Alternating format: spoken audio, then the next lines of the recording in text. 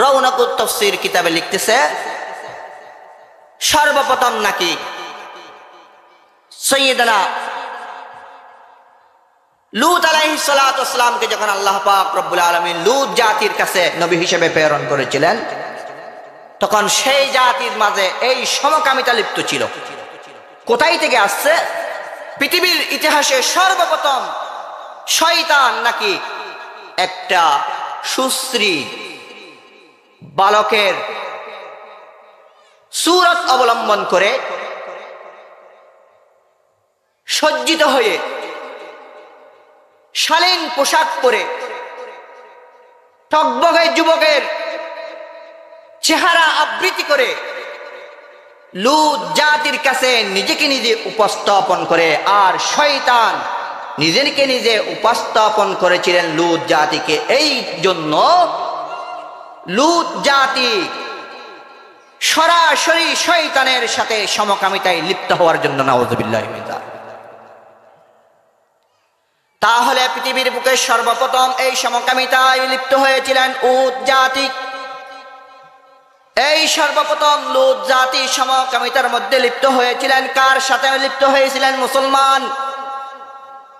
সর্বপ্রথম ইবলিসের সাথে এই সমকামিতা সংগঠিত হয়েছিল, নাউযুবিল্লাহ। কি মিথ্যা কথা বলতেছে নাকি? কথা বলে না, মিথ্যা কথা বলতেছে। তাহলে কথা বলেন না, যে আপনারা কথা বললেই তো কথা আসবে, কথা না বললে কি কথা আসবে নাকি? বুবার মতো বসে থাকলে? তাহলে পৃথিবীর বুকে সর্বপ্রথম এই জঘন্যতম ব্যভিচার যিনি করেছেন সে হলো শয়তান। কিতাবের ভিতরে আসছে শয়তান। পৃথিবীর এমন কোন স্থান নাই যেই জায়গার মধ্যে শয়তানের সিজদা থেকে নাই। আল্লাহকে সিজদা করে নাই, কিন্তু সিজদা করলো কি? শয়তান তো আল্লাহর সাথে নাফরমানি করছে। আল্লাহ এই কারণে শয়তানকে চিরতরে নিস্তেনাবুদ করে দিয়েছেন। বলেন নাউযুবিল্লাহ। এই লূত জাতিরকে আল্লাহ পাক রব্বুল আলামিন কোরআনের ভিতরে হুকুম করেছেন, লূত আলাইহিস সালাতু ওয়াস সালামকে হুঁশিয়ার করে বলে দিয়েছেন, লূত জাতি তুমি তোমার কওমকে আমার নির্দেশনাগুলি বলে দাও, যাতে তারা এরকম ব্যভিচার থেকে দূরে সরে আসে। লূত জাতি এই ব্যভিচার থেকে দূরে না সরার পরে স্বয়ং লূত আলাইহিস সালাতু ওয়াস সালাম তার জাতিকে ব্যভিচার থেকে দূরে সরে আসার জন্য অনেক কাগতি মিনতি করছে। কাগতি মিনতি করার পরও যখন তার কওম এই অপকর্ম থেকে দূরে না সরে, তখন এরপরে লূত আলাইহিস সালাতু ওয়াস সালাম স্বয়ং রব্বে কারীমের দরবারে তার জাতির বিরুদ্ধে দোয়া করেন। তার জাতির বিরুদ্ধে দোয়া করেন। লূত আলাইহিস সালাতু ওয়াস সালাম কি বলেন? দোয়া করলেন, আল্লাহ আমার জাতি তো নাফরমান, মানতেছে না, কথা শুনে না, তাদেরকে ধ্বংস করে দেন। তাফসীরের কিতাবের ভিতরে আছে, যখন লূত আলাইহিস সালাতু ওয়াস সালাম আল্লাহর কাছে দোয়া করলেন, আল্লাহ আমার জাতি এমন নাফরমান জাতি, যেই জাতিকে আমি অনেক কাগতি মিনতি করার পরও তারা বুঝে আসে না, তাদের বুঝে আসে না, তারা বুঝে না, বুঝলেও না বুঝার বান করে। আছে না সমাজে এরকম লোক? আছে না? বুঝেও না বুঝার বান করে। যে মনে করেন একজন লোক আপনার পাশে ঘুমাইতেছে, তাকে যদি আপনি বলেন এই খালাইয়ে ওরা ঘুম না যাস উড়ে যাই, উনি কিন্তু প্রকৃত ঘুমাইছে, উঠে যাবে। আরেকজন আছে ওর পাশে ঘুমাই নাই, ওকে যদি বলেন এ মধুমিয়ে উড়ে যাই, উড়িব না? না মাথার দে, জীবন তো উড়িব না। এটা ঘুম নেওয়া দাদা, এটা গুমুর বান্দর কি দে, কিদের কি দে, ঘুম নেওয়া যায়, গুমুর বান্দর কি দে। কিতাবের ভিতরে আসছে লূত জাতি বুঝার পরও বুঝে না, ঘুমাই নাই। লূত জাতি বুঝার পরও বুঝে না, ঘুমাই নাই। লূত জাতি ঘুমের বান ধরছে, কিন্তু তাকে হাজারো চেষ্টা করলো, বুঝবে না। এরপরে যেই দিনে লূত আলাইহিস সালাতু ওয়াস সালাম আল্লাহর কাছে দোয়া করলেন, পরের দিন আল্লাহ পাক রব্বুল আলামিন জিব্রাইলকে পাঠাইলেন। কাকে পাঠাইলেন? জিব্রাইল। এটা আমার মতো আপনার মতো মানুষ নাকি?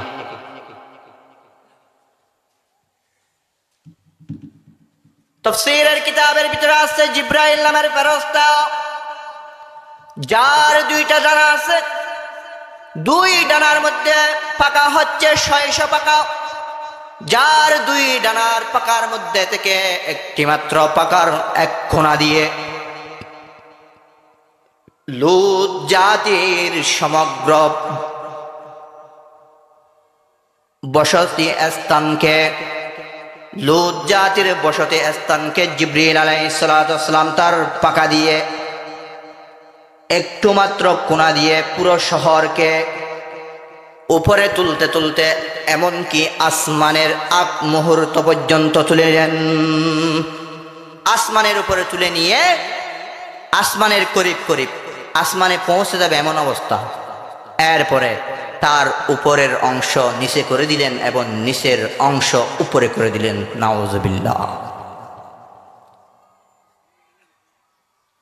এক কবি বলেন, আহুদাওয়ান্দ কে হঙ্গামে শহর, আহুদাওয়ান্দ কে হঙ্গামে শহর, করদ কৌমে লূতে রাজেরু জবর, করদ কৌমে লূতে রাজেরু জবর। কৌমে লূতকে জেরকে জবর করে দিছে, অর্থাৎ নিচের অংশরে উপরে করে দিছে, উপরের অংশরে নিচে করে দিছে। তাফসীরের কিতাবে আরো লেখে, কোন তাফসীরের কিতাব? ইমাম গাজ্জালী রাহমাতুল্লাহ আলাইহি তার কিতাবের ভিতরে লিখেছেন, মুকাশাফাতুল কুলুব নামের কিতাবের ভিতরে আরো লিখেছেন, লূত জাতির বস্তির মধ্যে এমন একটা শহর ছিল, ওই বস্তির মধ্যে কিতাবের ভিতরে আছে 5টি শহর ছিল। একটা শহরের নাম হচ্ছে সমুরা। সেই শহরের ভিতরে তাফসীরের কিতাবের ভিতরে লিখতেছে, সেই শহরের ভিতরে 5টি শহরের মধ্যে একটি শহরের মধ্যে লোক জনসংখ্যা ছিল 40 লক্ষ জনসংখ্যা ছিল। বলেন কয় লক্ষ ছিল? একটা বস্তির ভিতরে কয় লক্ষ ছিল? 40 লক্ষ। সবগুলোর উপর থেকে দিস। এমনকি ওই জাতির উপরে আল্লাহ পাক রব্বুল আলামিন 5টা গজব নাজিল করেছেন। কয়টা? 5টা। 1 নম্বরের গজব হচ্ছে ওই জাতির উপরে আল্লাহ পাক রব্বুল আলামিন ভূমিকম্প দিয়েছেন। কি দিয়েছেন? ভূমিকম্প। তাহলে আমাদের বুঝতে হবে, আমাদের দেশে যখন ভূমিকম্প হয় তাহলে বুঝতে হবে যেই জাতির ভিতরে বেশি ভূমিকম্প হয় ওই জাতি জেনার মধ্যে লিপ্ত। ওই জাতি কিসে লিপ্ত? জেনায় লিপ্ত। এমনকি কিতাবের ভিতরে আছে, হাদিসের ভিতরে সরকারে কায়নাত জনাব রাসূল আকরাম সাল্লাল্লাহু আলাইহি ওয়াসাল্লাম বলেন, ওই জাতির ভিতরে মৃত্যুর সংখ্যা বেশি বেড়ে দাঁড়াবে যেই জাতির ভিতরে জেনা নামক বেবিচার বেশি সংগঠিত হয়। নাউযুবিল্লাহ। একটু জিকির করি, লা ইলাহা ইল্লাল্লাহ, লা ইলাহা ইল্লাল্লাহ, লা ইলাহা ইল্লাল্লাহ, লা ইলাহা ইল্লাল্লাহ। पर्दाए हस्ती अगर, पर्दाए हस्ती अगर नूर दीबनार, ला इलाहा इल्लल्लाह। आसमा बे पर्दा बीनी नूर इल्लल्लाह, ला इलाहा इल्लल्लाह, ইল্লাল্লাহু মুহাম্মাদুর রাসূলুল্লাহ সাল্লাল্লাহু আলাইহি ওয়াসাল্লাম। মুসলমান কথা বুঝতে হবে। তাহলে লূত জাতিকে আল্লাহ পাক রব্বুল আলামিন 5টা আযাব দিয়েছেন। 1 নম্বরের ভূমিকম্প, 2 নম্বরের হচ্ছে পাথর বৃষ্টি, 2 নম্বরের লূত জাতিকে যেই আযাব দ্বারাই আল্লাহ পাক রব্বুল আলামিন ধ্বংস করেছিলেন সেই আযাবের নাম হচ্ছে পাথর বৃষ্টি। কি? পাথর বৃষ্টি। তিন নম্বরের যে আযাব লূত জাতিকে আল্লাহ পাক রব্বুল আলামিন দিয়েছেন, সেই আযাবের নাম হচ্ছে উপর থেকে নিচে করে দেওয়া।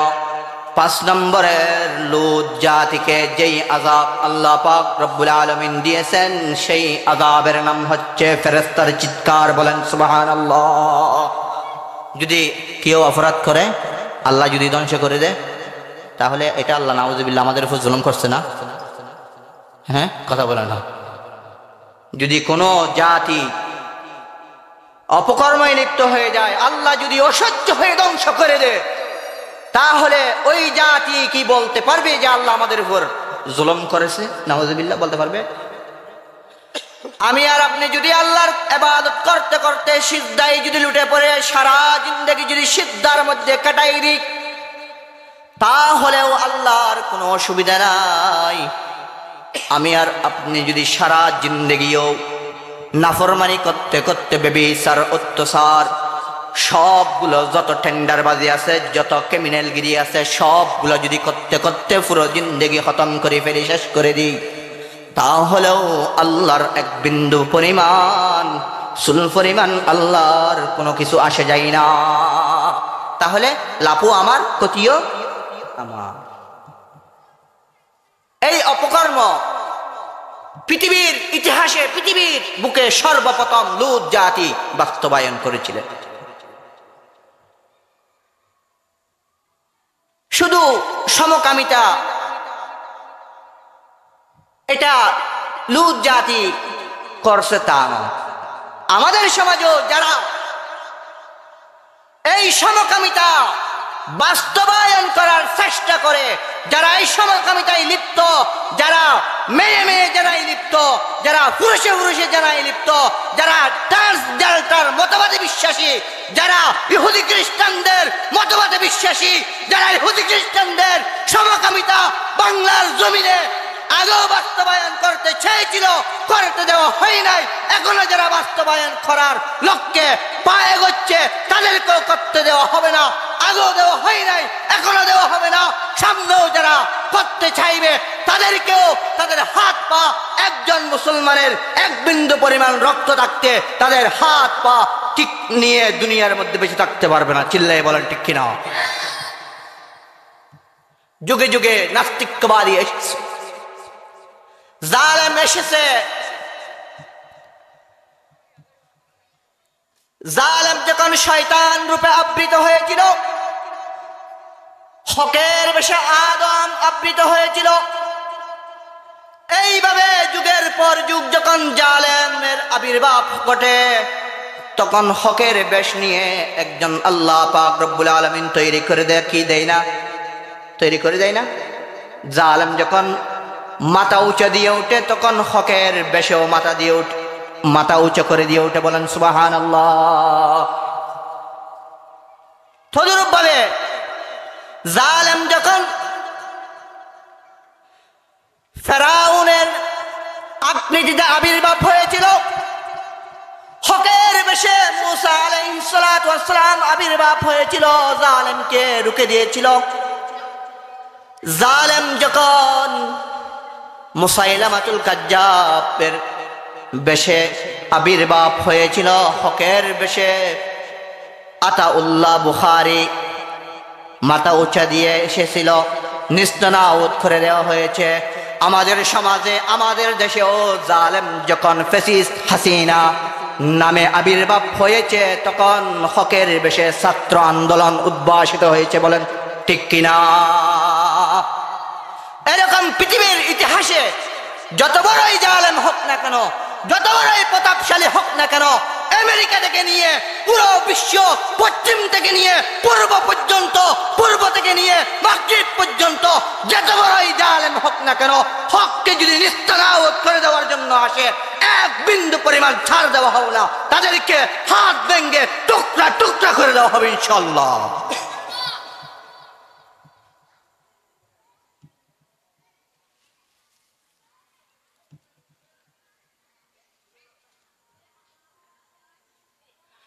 জালেম যখন জাদুঘর হিসেবে এসেছিল হকের বেশে আব্দুল্লাহ ইবনে তামের, মাথা উঁচু দিয়েছিল। এইভাবে যত বড় বড় জালেম এসেছে প্রত্যেককে ধ্বংস করার জন্য হক আল্লাহ প্রেরিত করেছেন। সুবহানাল্লাহ। এখন তো আমরা মুসলমান নাম দাঁড়িয়ে আছি যে কোনো কাজের নাই। হুজুরে 1 ঘন্টা 10 ঘন্টা বয়ান করলো, চলে গেল, আমরাও শুনলাম, যা শুনছি তা, আর কোনো আমলে নাই। আসলে আমল করতে হবে, শুধু ওয়াজ শুনলে কাজ হবে না। ওয়াজ তো সবাই করে। এখন তো কোন আলেম ওয়াজ করে না তেমন আছে? সব আলেম ওয়াজ করে। গ্রাম থেকে এসে একটা করলে এটার কোনো মূল্য নাই, বাহির থেকে একটা এসে করলে এটার অনেক মূল্য। কি ও কি জান্নাতে এদিকে নিবে না এদিকে নিবে? কোন দিকে নিবে আপনাকে জান্নাতে? 20,000 টাকার কোন টাকা আসে? 1 লাখ টাকার কোন টাকা আসে? 50,000 টাকার কোন টাকা আসে? কি 50,000 টাকা কন্ট্রাক্ট নিয়ে আপনারা জান্নাতে পাঠাই দিবে? আল্লাহর সাথে আগে থেকে কথা বলে আসছিল নাকি?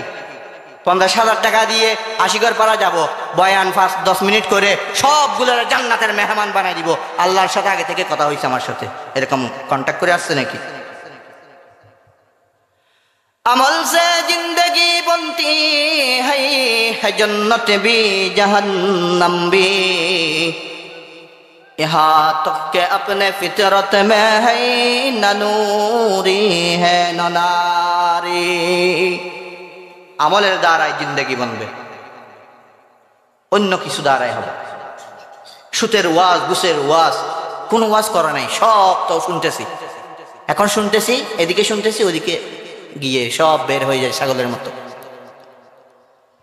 এখান থেকে বাড়ি যাওয়ার আগ পর্যন্ত আর মনে থাকবে না। বাড়িতে গিয়ে কে কে হাজিরি দিতে পারবেন? একটা হাত তুলে দেখান তো। বাড়িতে যখন যাবেন জিজ্ঞেস করবে, আপনি ওয়াজে গেছিলেন না? রাত্রে আসরের টাইমে ওয়াজে বসছিলেন না? হুজুর কি ওয়াজ করছে? বলবেন যে অনেক সুন্দর হয়েছে, মাশাআল্লাহ, খুব জোরে মারছে। কি মারছে একটু শোনান তো দেখি।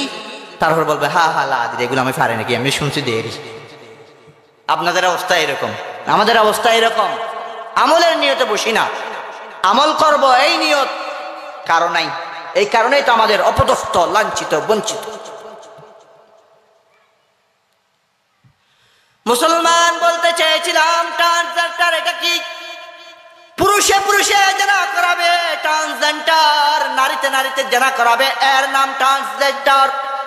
যেই শিক্ষা প্রণীত যদি বাংলাদেশের মধ্যে বলেন তাম দুনিয়ার কোন রাষ্ট্রে যদি চালু করে দেয়, তাহলে মনে রাখবেন আগামীর প্রজন্ম মাদ্রাসা থাকবে, ছাত্র থাকবে না।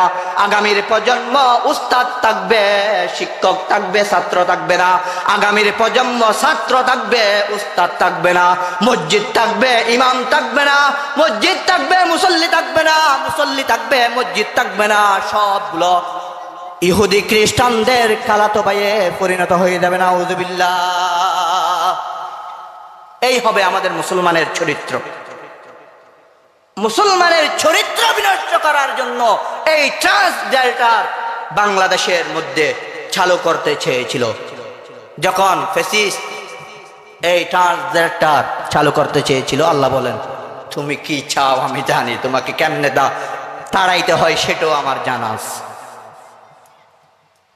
ওয়ামাকারু ওয়ামাকারাল্লাহ ওয়াল্লাহু খায়রুল মাকিরিন। আল্লাহ বলেন তুমি কিরকম কৌশল করো আমি দেখি।